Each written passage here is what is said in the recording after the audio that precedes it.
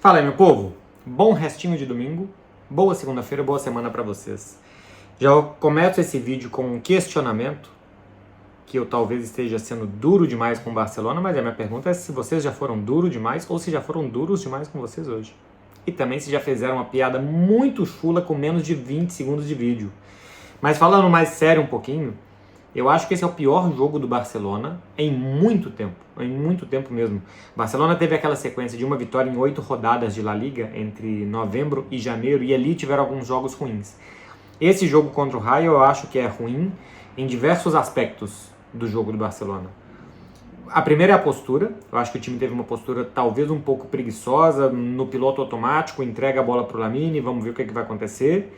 Acho que faltou combinação. O gramado também atrapalhava muito, deixava os ataques do Barcelona mais lentos, os domínios e tal, era um pouco mais difícil.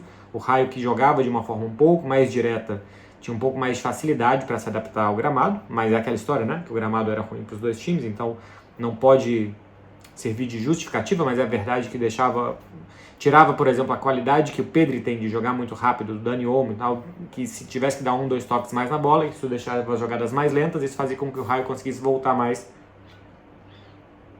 para sua defesa. Mas achei um jogo muito previsível do Barcelona, entregar a bola para o Lamine e ver o que ia acontecer. Pouco inspirado nesse sentido, acho que pouco tenso, que é muito necessário. Acho que o Barcelona não atacou bem, defendeu mal e não teve controle do jogo.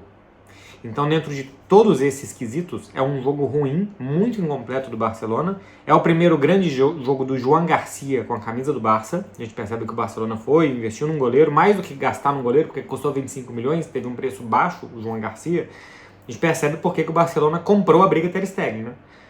É um jogo, para quem não assistiu o Joan Garcia na temporada passada, eu falei aqui algumas vezes do Joan Garcia, que era muito bom goleiro, mas para quem não assistiu é mais ou menos isso que se pode esperar dele. É um goleiro bom de 1 contra 1, é um goleiro muito bom de reflexos e muito rápido também. Tem 2 jogadas de cruzamentos que ele consegue correr muito para tapar, uma no primeiro tempo e uma no segundo também, para tapar uma finalização que é basicamente quando chega naquela situação ali você já sabe que vai sair o gol.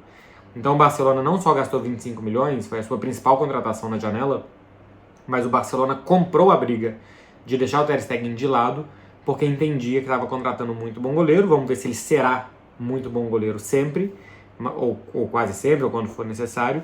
Mas esse jogo contra o Rayo Vallecano é o primeiro grande jogo, os primeiros grandes serviços prestados pelo Joan Garcia ao Barcelona. Ele precisou prestar grandes serviços, ele precisou fazer um grande jogo, porque o Barcelona deu espaço nas costas da defesa, não fez bem a pressão para fazer a linha de impedimento. Se você não pressiona bem o passe do adversário, a linha de impedimento vai dar errada, como deu algumas vezes nesse jogo contra o Rayo Vallecano, para permitir que o Rayo chegasse em condições de muita velocidade contra uma defesa do Barcelona correndo para trás.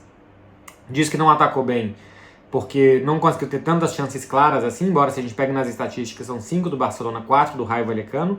Tem muitas do Rayo Vallecano que não contam por impedimento, e eu não acho que o Barcelona teve 5 grandes chances claras, como por exemplo os números da Opta estão mostrando, não consigo lembrar assim, de 5.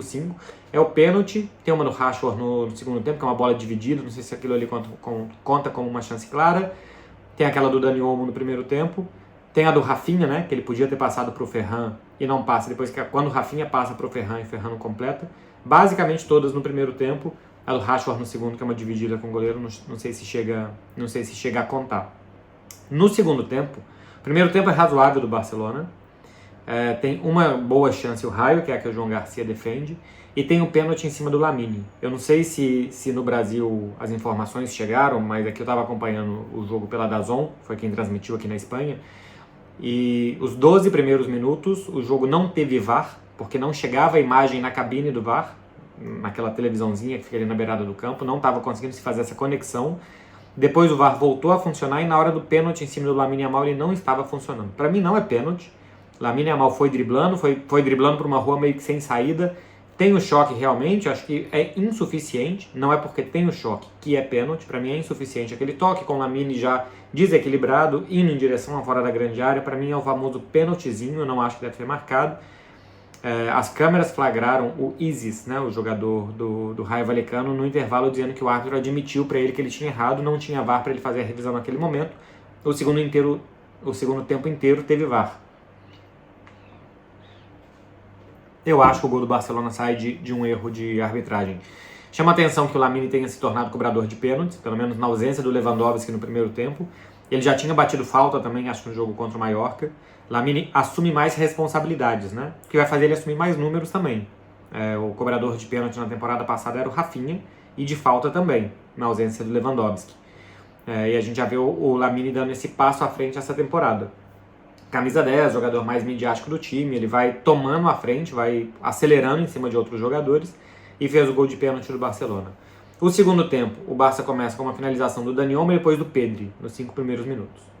Aí depois a gente tem, aos 22 minutos, o gol do Rayo Vallecano, o gol de empate, e o Barcelona só consegue finalizar, mesmo que sem perigo, só consegue finalizar 11 minutos depois do gol do Rayo, com Eric Garcia depois de uma jogada de bola parada. E só volta a finalizar com o Rashford do meio do nada, uma jogada aos 44 do segundo tempo. Ou seja, depois do gol, depois nos acréscimos tem, né? Uma do Christensen, uma do Lamine mal bloqueado, tem um pouco mais. Depois do gol do Rayo Vallecano, na metade do segundo tempo, o Barcelona finaliza 2 vezes até o minuto 90, em 23 minutos, e depois nos acréscimos tem um pouco mais de chegada no vamos que vamos, mas sempre o Rayo sendo perigoso também até para virar o jogo. Então, não funcionou o jogo do Barcelona, não foi bem. Por que não funcionou? É um pouco demais do mesmo. O Barcelona fez a mesma coisa que ele normalmente faz, só que eu acho que ele fez pior. Parte pelo gramado, era um gramado que deixava o jogo mais lento, então deixa o adversário melhor para se posicionar na defesa. Parte pela previsibilidade também, de entregar a bola para o Lamine, vamos ver o que o Lamine faz. As substituições não melhoraram o time. Fermin, Rashford, Lewandowski não entraram. O Gerard Martin já é normal de se esperar que ele não entre no mesmo nível do Baldé. As substituições dos jogadores que entraram, diferentemente do que aconteceu contra o Levante, não entraram para mudar o jogo e para mudar o panorama do jogo. O Rashford ainda não estreou pelo Barcelona, ele ainda não aconteceu. Eu acho que é uma contratação interessante, talvez tempo de adaptação, uma outra liga, um time diferente, pode ser isso. Mas também é um jogador inconstante, então é normal também que o Rashford tenha esse tipo de jogo. Mas não é um jogo do Barcelona, não é um bom jogo do Barcelona dentro de nenhum aspecto. Eu não consigo ver, tirando o Eric Garcia, que eu acho que jogou muito bem, o Pedri, que manteve um bom nível apesar do jogo como foi. Acho que o Rafinha saiu cedo demais, faltando 30 minutos para acabar. Acho que também não é um bom jogo do Hans Flick. As decisões do Hans Flick, não sei se o Rafinha estava desgastado, tem jogo da seleção brasileira, vai viajar, então é bom que ele não acumule talvez muitos minutos. Pode ter várias explicações assim. Mas acho que nem as mudanças do Hans Flick são tão boas. Não é um bom jogo do Dani Olmo, que no primeiro tempo perde o gol mais claro. O próprio Rafinha, né, tinha ou não passado para o Ferran, ou depois passado para o Ferran e ele não tem alcançado. Tiveram ali 2 lances-chave entre os dois que não funcionaram. Enfim, várias ações individuais desacertadas. Coletivamente, o time não pressionou bem na defesa, ou não pressionou bem para que não estourasse na defesa.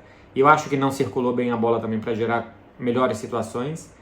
E ainda teve as mudanças do Hans Flick. Eu dificilmente falo técnico errou, mas acho que o Hans Flick hoje não foi bem porque não deu certo, né? Quando vai bem, acho que dá certo. Quando dá certo você fala o técnico foi bem, mas não foi bem o Hans Flick nas mudanças porque elas não melhoraram o time. Mau jogo do Barça. Muito bom jogo. João Garcia, Eric Garcia, família Garcia aí, acho que salvou o Barcelona. E alguma coisa do Lamine, né? Por ser quem mais tentou, quem mais agrediu, ganhou 11 de 15 duelos, enfim, foi o jogador mais incisivo do Barcelona, como normalmente é, mas algumas vezes também, assim, levando muito a jogada sempre para o pé esquerdo, um pouco previsível de que faria aquilo, a marcação está encaixada em cima dele, então é melhor que se passe a bola, que se rode um pouco mais para quando ele vá tentar a jogada, ele não tenha 2, 3 na marcação, seja uma situação de 1 contra 1. Enfim, jogo muito incompleto do Barça. Bom do Rayo Vallecano. O Rayo Vallecano é um bom time, tem um bom treinador. É difícil jogar em Vallecas. Barcelona, no final das contas, sai de 2 vitórias e um empate de 3 jogos seguidos fora de casa. Depois isso vai ser compensado jogando mais vezes dentro de algum do seu estádio também, que a gente ainda não sabe exatamente o que é. Mas deixa 2 pontos pelo caminho. Vamos ver se Real Madrid, Atlético de Madrid, né, os times normalmente da parte de cima, se vão deixar pontos em Vallecas ou não nessa temporada. Tá falado, meu povo? É isso daqui que eu vi de Rayo Vallecano 1, Barcelona 1. Não é o primeiro mau jogo, né? Porque contra o Levante tinha dado mostras. Mas é o primeiro tropeço do Barcelona na temporada. Vamos ver a reação pós-data FIFA. Valeu, gente. Tchau, tchau.